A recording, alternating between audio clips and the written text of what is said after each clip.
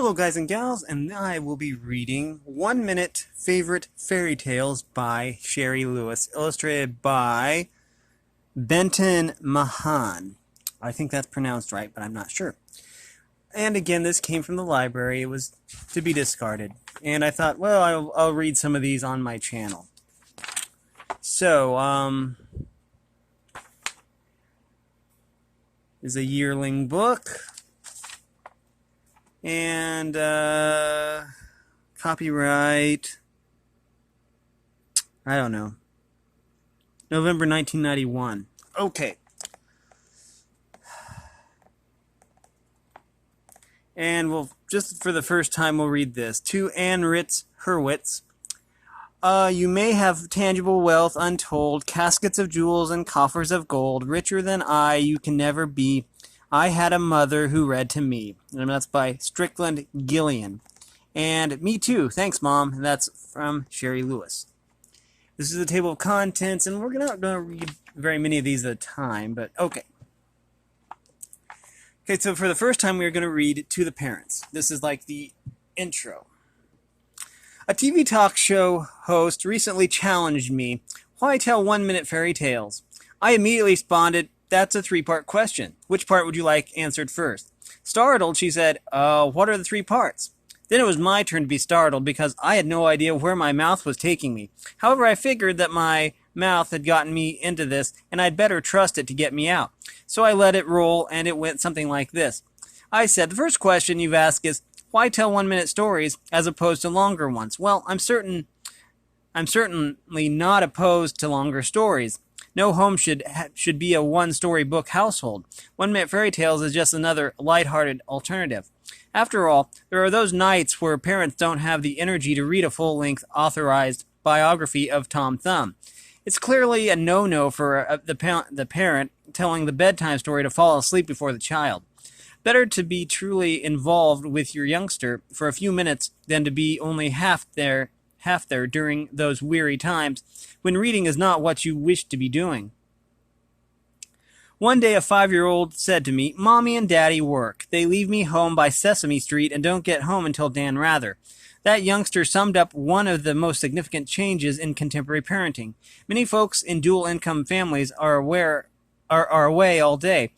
Those moms and dads know that they need to spend quality time with their kids, since quantity is simply not available. 1 minute stories fill this gap because they are excellent beginning points for communication and play. In my opinion, this is a good book to have around when your child protests.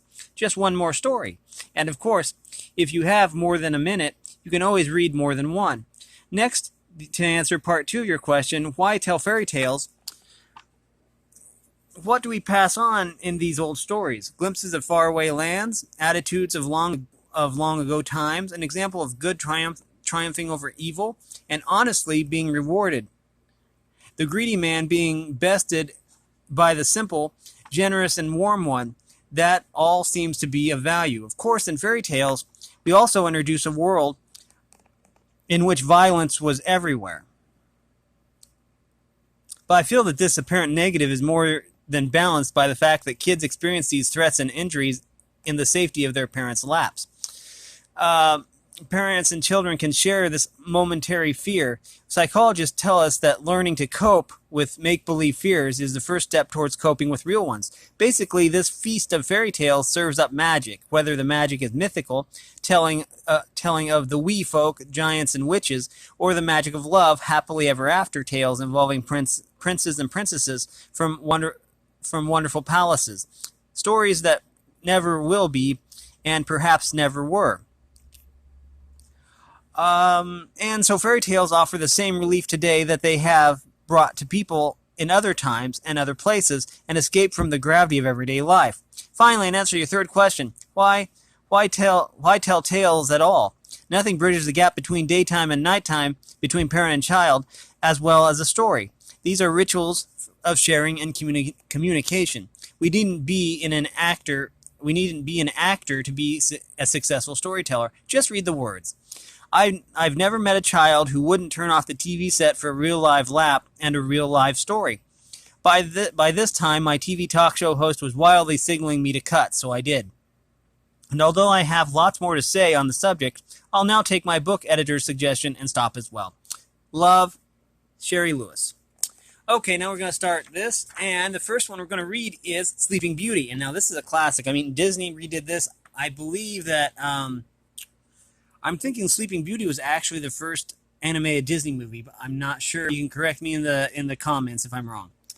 Okay, it says here, a long time ago, it says this is a German story, fairy tale. A long time ago, a queen gave birth to her first child, a princess. Her husband and... No, wait. It was Snow White and the Seven Dwarfs that was first. Sorry. I know I'm wrong. Okay. Feel free to berate me in the comments. Okay. And now I'm going to start again. I'm sorry I interrupted this because this reminds me of Maleficent also because they redid Sleeping Beauty with Maleficent as the hero in the movie Maleficent. And Maleficent 2. Okay. Now, with all that out of the way, let's get to reading. A long time ago, a queen gave birth to her first child, a princess. Her husband, the king, was so overcome with joy, he decided to hold a huge feast and invite all his friends and relations. But he wanted to invite the 13 fairies of the kingdom too, but since he only had 12 golden plates, one fairy had to stay home. Angered to be left out, the 13th fairy appeared before the king and queen and declared, "When the princess is 16, she will prick her finger on a spinning wheel and die." Ew. A good fairy, who was a friend of the king and queen, could not undo the curse, but she could change it a little. She said, although the princess must prick her finger on the on that spinning wheel, she won't die. She will sleep for 100 years and remain young until she awakens. The baby princess grew to be a big, beautiful princess, but the nasty fairy's curse came true. At 16, the princess pricked her finger on a spinning wheel and fell into a deep, deep sleep. A century later, a prince from a neighboring kingdom was riding by the castle and saw the sleeping princess. She looked so peaceful that he kissed her, and as happens in fairy tales, the evil spell was broken. Sleeping Beauty awakened, married the prince, and from what I hear, she never did tell him how old she really was. That's clever. Because she would have been 116 years old. Now, this is an African story called Chit-Chat.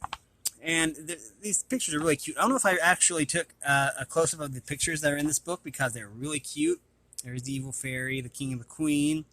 There she is, pricking her finger on the spinning wheel, and there's blood. And then there she is, getting kissed and woken up. Okay. Okay, now we're going to take a close-up of these pictures first, just because I love the art in this book. Shari Lewis the illustrator, Benton Mahan really did a good job on these. I think these are beautiful, by the way. Okay, now, it says, Chit-Chat. One day a farmer was in his field getting ready to pull some sweet potatoes out of the ground in order to sell them at the market. When one of the sweet potatoes said, "Fine, now you want to pull me up and sell me, but all the time I've been growing, you've hardly given me any water." Startled, the farmer looked around and said, "Who's talking to me?" And his dog replied, "It was the sweet potato, you silly farmer." The farmer had heard of talking sweet potatoes. The farmer had never heard of a talking sweet potato or a talking dog, and he became a bit frightened. To protect himself, he started to pull a big branch from a tree. "Oh, no, you don't," said the tree. "You can't take a branch from me to use as a stick. For years, you've been enjoying my shade without ever saying thank you." Now the farmer was really frightened, and he ran all the way to the king's castle. When he arrived, he told the king exactly what had happened. "First the sweet potato talked to me," he said, "then the dog, then the tree. I think," the king said, "you've been working in the sun too long. You need rest." And he waved the farmer away. After the farmer left, the king pulled up his favorite chair, and as he did, the chair laughed and said to the king, "Can you believe that, farmer? Who's ever heard of a talking sweet potato?" I figured something like that was going to happen. Next is, now that was, let's do this in the right sequence, Chit-Chat. Now, this is the goose that laid the goose and the golden eggs. Yay. Okay, looks like he's getting a goose, he's getting a golden egg, he's taking the goose to the bank, and then it looks like he's going to kill it. Okay. And this is a German fairy tale.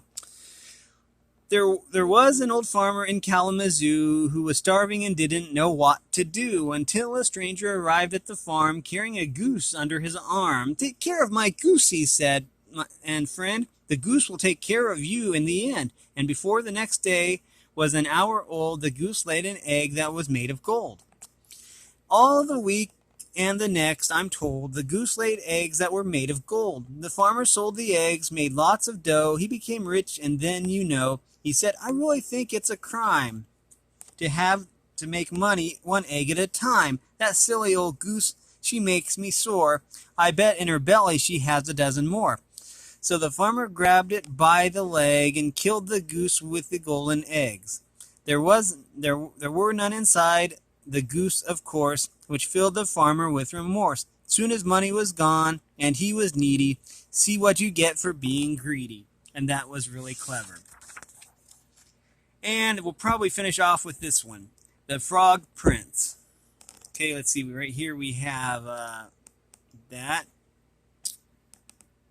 and that, and that. So now that we've looked at the pictures, this is another German fairy tale. Of all the toys the princess had, she loved her golden ball the most. One day the ball bounced into a deep dark well. The princess had just begun to cry when she heard a deep grumbling voice. "If I get your ball back, will you promise me something?" She looked up to see a great green grinning frog.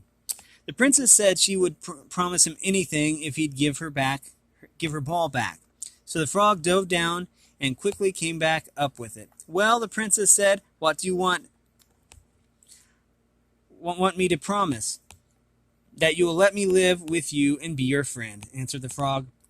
"I'll have to think about that," the princess replied. She skipped back to the palace and didn't think about it at all. A week later there was a knock on her bedroom door. She opened it, and there stood the frog and her father, the king. "The frog told me of your promise to him," the king said. "A princess never breaks a promise." The frog could see that the princess didn't want to be his friend, so tearfully he said goodbye. "Wait," said the princess, "don't be sad. I will be your friend," and to prove it, she picked him up and kissed him. Suddenly the frog was gone, and in its place stood a fine prince, who said, "Only the kiss of a kind-hearted princess could erase the curse that a witch had put on me." And they became friends. Soon they were such good friends that the only thing to do was to marry, so they did. And that was The Frog Prince. And with that, we are going to end it here. That was 1, 2, 3, 4 stories and the introduction. So I figured that's a good introduction right there. With that, we are going to end this. And there will be more parts to this, of course. If you like this content, make sure that you like and subscribe and that you ring the bell so you know when I upload. Also, I appreciate any and all support. All that information will be in the description below. Again, this has been 1 Minute Favorite Fairy Tales by Shari Lewis and illustrated by Benton Mahan. And, as always, thanks for watching, everyone, and have a great day.